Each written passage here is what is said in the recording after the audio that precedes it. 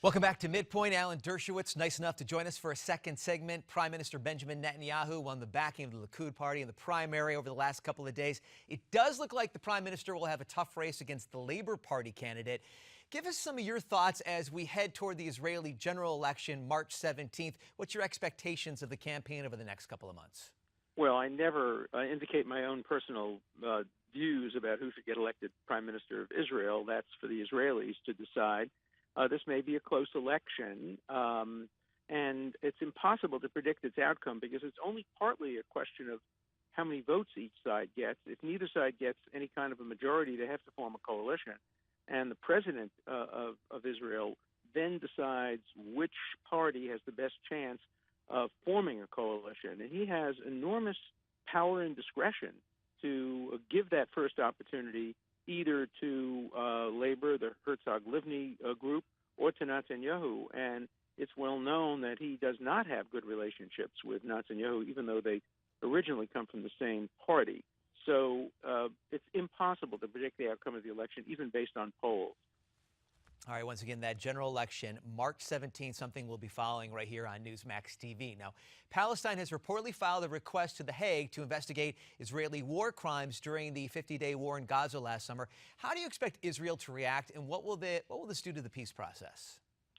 Well, it sets back the peace process because, again, it's part of Palestinian unilateral action. But I think in the end it may be much worse for the Palestinians because if they are part of the International Criminal Court, the United States is not, Israel is not, that means the Palestinian Authority can be investigated unilaterally by the International Criminal Court, as can Hamas, because Hamas is part of the government. And when you start looking at the war crimes committed by Hamas, every time Hamas fires a rocket, it's a double war crime. They fire them at civilians, from behind civilians, using civilians as human shields. Hamas has murdered young children in their bed. Hamas has supported the murder of rabbis at prayer.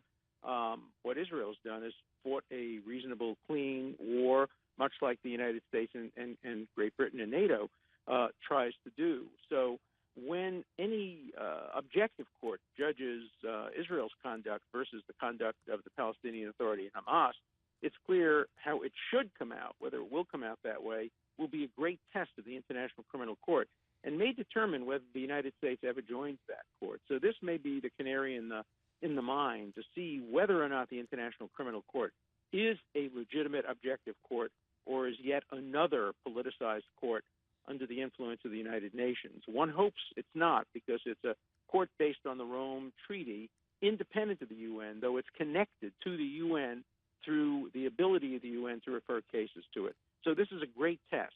And remember also that the the Charter of the International Court says that any country that has its own reasonable investigations cannot be investigated by the International Criminal Court under the principle of complementarity. And Israel has one of the finest legal systems in the world, whereas the Palestinian legal system is a joke. They just execute people without trial. So the Palestinians could not possibly pass the test of complementarity, whereas Israel has one of the best legal systems in the world. And if Israel doesn't pass the test of complementarity, then no Western democracy will, and some of them may reconsider their applications to the court. Alan Dershowitz right here on Midpoint. Interesting quote from Mario Cuomo, who sadly passed away yesterday. Talking about you and your book, A Case for Israel, Mr. Cuomo writes, Alan Dershowitz's detailed and penetrating analysis of the issues that fuel the continuing war in Israel should be read by everyone interested in reaching a fair conclusion as to how that tragic conflict should be ended. I'm sure those words mean a lot today. Talk about your relationship with the former New York governor. Well, thank you so much for reminding me. I didn't have that in mind. Mario Cuomo was one of the greatest Americans in history. He was a mensch, a decent man. He was an old-fashioned liberal who supported progressive values but was fair to both sides. He was a libertarian. He was tough on crime but fair. He had been a public defender as a young man. He was just a great, great man. I always shed a tear when I think of what might have been if he had run for president or if he had allowed his name to be put forward for the United States Supreme Court. I knew Mario Cuomo. I was privileged to count him as my friend. I hope he considered me a friend. And I know his family, and I mourn along with them. I was hoping he was getting better. I knew he had been hospitalized. But it's a great, great loss for America. And he was a man of energy, determination, and fantastically good values. He was the son of an immigrant with a great American story, so we will all miss him. Yeah, beautiful tribute there from Alan Dershowitz, remembering his dear friend Mario Cuomo, who once again passed away yesterday at the age of 82. Alan Dershowitz, thank you so much. Happy New Year to you, sir. Thank you for all your insight right here on Newsmax TV.